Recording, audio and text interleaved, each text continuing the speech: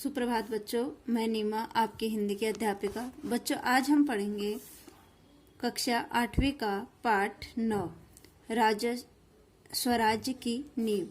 स्वराज्य की नींव एक नाटक है, एकांकी नाटक जिसको बोलते हैं।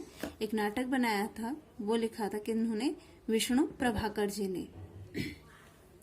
स्वराज्य की नींव, स्वराज्य होता है अपना राज्य, तो उसकी नींव कैसे रखते हैं या किस प्रकार से नींव रखी थी उसके बारे में बताया गया है। इस एकांकी में जो है स्वतंत्रता संग्राम में जो झांसी की रानी लक्ष्मीबाई थी, उनके त्याग बलिदान के बारे में बताया गया है। संघर्ष का आकलन भी किया गया है। स्वराज्य को लाने में जहां अनेक वीरों ने अपने प्राणों की आहुति दी, वहीं स्वराज्य की नींव रखने के लिए स्त्रियों की भी भूमिका महत्वपूर्ण रही है। इस एकांकी नाटक के पात्र स्वराज्य की नींव के वे पत्थर हैं जिनके त्याग, तपस्या और बलिदान से स्वराज्य के भवन का निर्माण होगा स्वयं हो सकता है।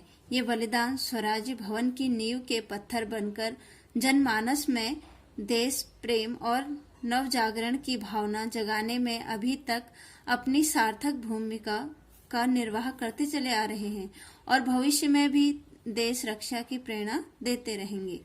तो इस नाटक में क्या बताया गया है, या इस एकांकी नाटक है। नाटक में क्या बताया गया कि स्वतंत्रता संग्राम में जो झांसी की रानी लक्ष्मीबाई थी, उनके त्याग के बारे में, बलिदान के बारे में, उनके संघर्ष के बारे में इसमें थोड़ा बताया गया। और स्वराज्य को लाने के लिए उन्होंने जो है, जहां वीरों ने अपने प्राणों की आहुति दी, वहां जो स्त्रियां थी, वीरांगनाएं थी, उन्होंने भी महत्वपूर्ण भूमिका निभाई। इस एकांकी द्वारा ये सब समझाया गया। अब इस एकांकी में जो पात्र हैं उनका परिचय देते हैं। लक्ष्मीबाई, जूही, मुंदर, रघुनाथ राव, तात्या टोपे, सेना नायक। अब देखिए, रंगमंच जो नाटक होता है वो क्या होता है, एक रंगमंच के अंदर होता है, रंगमंच के ऊपर होता है। तो रंगमंच पर युद्ध भूमि का दृश्य दिखाया गया है। सैनिक कैंप में महारानी लक्ष्मीबाई अपनी सखी जूही के साथ जो है उत्तेजित अवस्था में मंच पर प्रवेश करती है। ये क्या दिखाया गया, रंगमंच, यानी जो नाटक का रंगमंच है उसमें एक युद्ध का दृश्य दिखाया गया, जिसमें कि जो सैनिक होते हैं वो क्या लगाते हैं, कैंप लगा कर रहते हैं। जब वो युद्ध करते हैं दूसरे राजाओं से या दूसरे विरोधी पक्ष से, तो वहां क्या करते हैं, वो कैंप लगा के रहते हैं। तो महारानी लक्ष्मीबाई जो है अपनी जो सखी है जूही के साथ जो है कैंप में उत्तेजित अवस्था में जो है मंच पर आते हुए या प्रवेश करते हुए, यानी आते हुए दिखाई दे रही है। अब लक्ष्मीबाई जो है, मेरे देखते हुए लक्ष्मीबाई बोलते हैं, ये एक प्रकार का एक संवाद लेखन भी है। तो आपस में क्या हो रही है, हाँ, बातचीत हो रही है, तो ये संवाद लेखन है, संवाद भी बोल सकते हैं इसको। लक्ष्मीबाई बोलती है, देखिए, झांसी की रानी लक्ष्मीबाई, मेरे देखते देखते क्या से क्या हो गया जूही, झांसी, कालपी, ग्वालियर कहाँ गई। मंजिल पास आकर भी दूर चली जाती है। स्वराज्य को आते हुए देखती हूँ, परंतु दूसरे ही क्षण मार्ग में हिमालय अड़ जाता है। सारा आकाश धूम घटाओं में छाया हुआ है। प्रलय की भूमिका है, लेकिन राव साहब हैं कि ऐशो आराम में मशगूल हैं। जूही, मैंने प्रतिज्ञा की थी कि मैं अपनी झांसी नहीं दूंगी, लेकिन झांसी हाथ से निकल गई। जूही, नहीं, मैं अपनी झांसी नहीं दूंगी, मैं अकेली हूँ, लेकिन उससे क्या, मैं अकेली ही झांसी लेकर रहूंगी।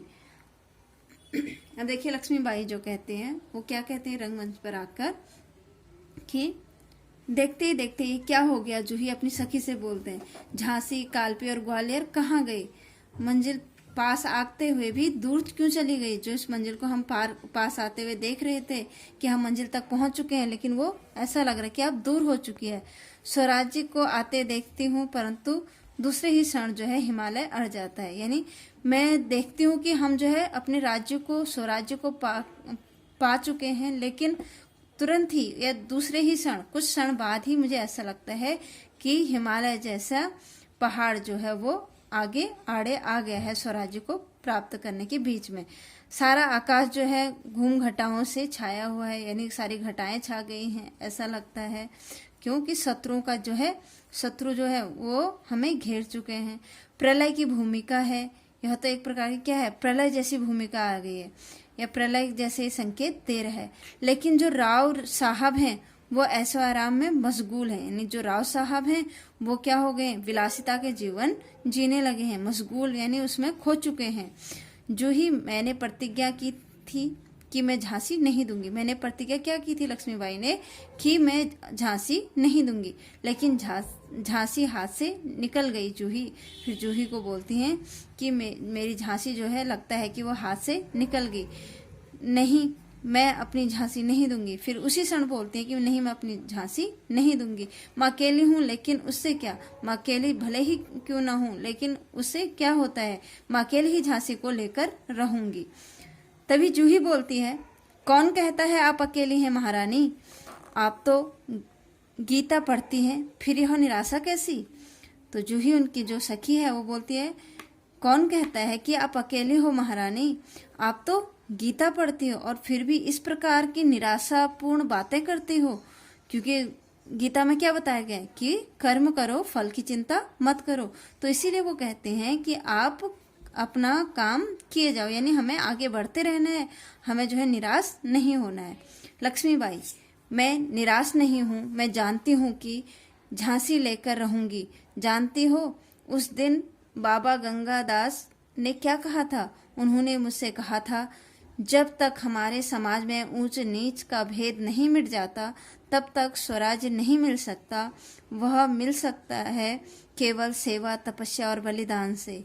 तो लक्ष्मीबाई कहती, मैं निराश नहीं हूँ जूही, मैं तो जानती हूँ कि झांसी को मैं लेकर रहूंगी, लेकिन तुम जानती हो उस दिन बाबा गंगादास जो थे वो क्या कह रहे थे, उन्होंने क्या कहा था, उन्होंने मुझसे कहा था कि जब तक हमारे समाज में जो है ऊंच नीच का भेदभाव नहीं मिट जाता तब तक जो है स्वराज्य नहीं मिल सकता, तब तक हमें अपना राज्य नहीं मिल सकता, केवल सेवा तपस्या और बलिदान से मिल सकता है। तो किससे, कि हम सेवा करें, तपस्या करें और अपने बलिदान दें, तो इसी से जो है हम अपने स्वराज्य की प्राप्ति होगी। जूही, लेकिन महारानी उन्होंने यह भी तो कहा था कि स्वराज्य प्राप्ति से बढ़कर है, स्वराज्य की स्थापना के लिए भूमि तैयार करना, स्वराज्य की नींव का पत्थर बनना, और यह पत्थर बनना हमारा अधिकार है। फिर जूही बोलते हैं कि महारानी उन्होंने यह भी तो कहा था कि स्वराज्य को प्राप्त करने के लिए हमें क्या करना है, कि भूमि की जरूरत होगी, हमें अपनी भूमि को तैयार रखना होगा, और स्वराज्य की नींव का पत्थर खुद बनना होगा, हमें अपने स्वराज्य की क्या करनी होगी, रक्षा करने के लिए खुद कार्य करना होगा, और क्या करना होगा, यह पत्थर बनना हमारा क्या है, अधिकार है। लक्ष्मीबाई बोलती हैं, शाबाश मेरी कर्नल, अपनी सखी को बोलते हैं, शाबाश तुम मेरी क्या हो, कर्नल हो, तुम लोगों से मुझे यही आशा है, जिस स्वराज्य की नींव तुम जैसी वीरांगनाएं बनने जा रही हैं वह निश्चित ही महान होगा। पर मुझे दुख इस बात का है कि हमारे पास तात्या जैसे सेनापति हैं, फिर भी हमारी सेना में अनुशासन नहीं है, हमारे पास ग्वालियर का किला है, फिर भी हम कुछ नहीं कर पा रहे हैं, जानती हो क्यों। फिर लक्ष्मीबाई बोलते हैं, शाबाश मेरी कर्नल। जूही को बोलते, तुम तो मेरी क्या हो, कर्नल हो, मैं तुमसे यही आशा करती हूँ, क्योंकि अगर स्वराज्य की नींव जो है तुम जैसी वीरांगनाओं के हाथ में होंगी तो निश्चित ही हम जो क्या होंगे, महान होगा, ये सब कार्य महान हो जाएगा। पर मुझे दुख तो इस बात का है कि जो तात्या हमारा जो सेनापति है वो क्या हो गया, अनुशासन, और तात्या जैसे सेनापति के होते हुए भी सेना में अनुशासन नहीं है, हमारे पास ग्वालियर का किला है, फिर भी हम कुछ नहीं कर पा रहे हैं। जानती हो ऐसा क्यों हुआ, या ऐसा क्यों है। जूही बोलती है, जानती हूँ महारानी, हम विलासिता में डूब गए हैं, मुंदर का प्रवेश। तो जूही बोलती है कि हाँ मैं जानती हूँ महारानी, क्योंकि हम क्या हैं, यानी तात्या टोपे जो हैं वो विलासिता में डूब गए हैं। तभी मुंदर का प्रवेश होता है। मुंदर, कौन कहता है हम विलासिता में डूब गए हैं, विलासिता में डूबे हैं राव साहब, वादा के नवाब, सेनापति तात्या। तो मुंदर जो है वो बोलती है कि कौन कहता है कि हम विलासिता में डूबे हुए हैं? विलासिता में तो कौन डूबा है? राव साहब डूबे हैं, वादा के नवाब डूबे हैं और सेनापति तात्या डूबा है। जूही, नहीं मुंदर, सेनापति नहीं। तो फिर जूही बोलती है कि नहीं मुंदर, तुम सेनापति को विलासिता में डूबा हुआ मत कहो। सेनापति कौन था? तात्या। मुंदर मुस्कुराती, ओ समझी, तुम तो उनका पक्ष लोगी ही। जूही दृढ़ता से, मैं उसका पक्ष नहीं लेती, लेकिन जो तथ्य है उसे छिपाया नहीं जा सकता। तात्या, राव साहब को अपने तन मन का स्वामी मानती है। तो जूही बोलती है कि दृढ़ता से बोलती है कि मैं उसका पक्ष नहीं ले रही हूँ, मैं तो तथ्य से अवगत करा रही हूँ तुम्हें। यानी तथ्य को छिपाना नहीं चाहती कि जो तात्या राव साहब को अपने तन मन से क्या मानते हैं? स्वामी मानते हैं। तात्या के हैं, राव साहब को सब कुछ मानते हैं, इसलिए उनका जैसा ही व्यवहार कर रहे हैं। मुंदर बोलती है, और तुम उनको अपना स्वामी नहीं मानती हो? जूही, हाँ मैं उनको अपना स्वामी मानती हूँ। कहते तुम उनको अपना स्वामी नहीं मानती क्या? वो बोलती हाँ मैं मानती हूँ और मानती रहूंगी, लेकिन उनसे भी बढ़कर महारानी को अपना स्वामी मानती हूँ।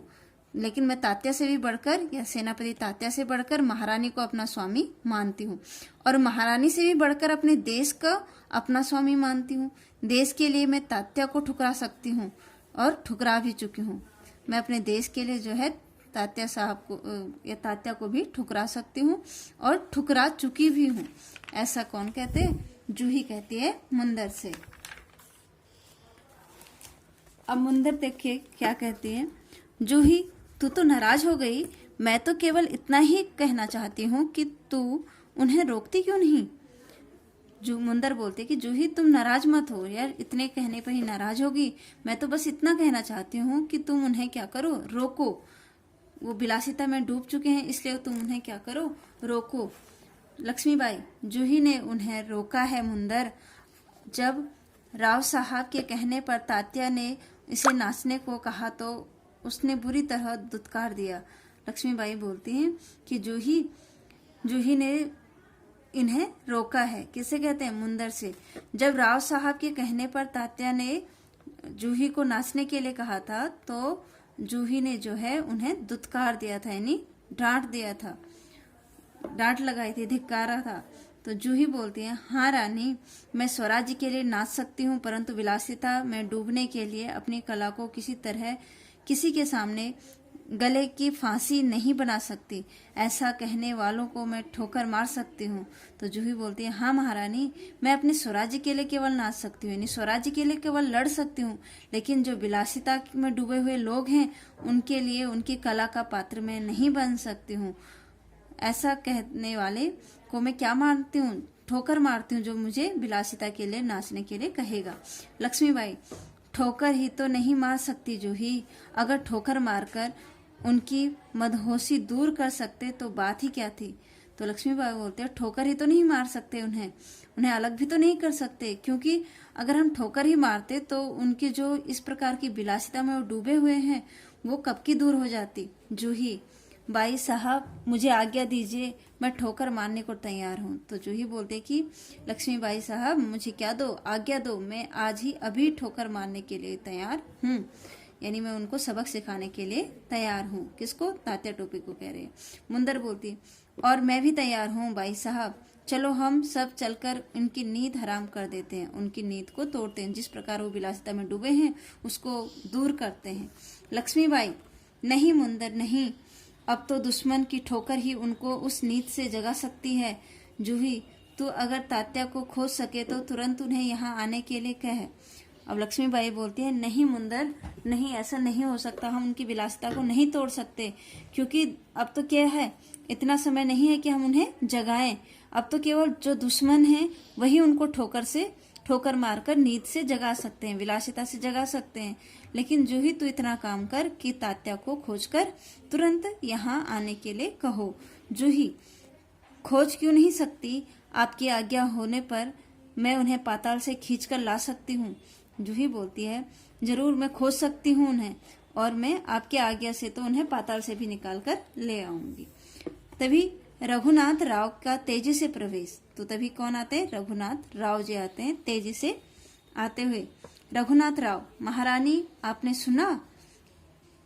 लक्ष्मीबाई, क्या रघुनाथ राव, महारानी, जनरल रोज की सेना ने मुरार के पेशवा की सेना को हरा दिया। जूही, क्या पेशवा की सेना हार गई? अब देखिए क्या कहते हैं कि तभी रघुनाथ राव जो है वो तेजी से प्रवेश करते हैं रंगमंच पर।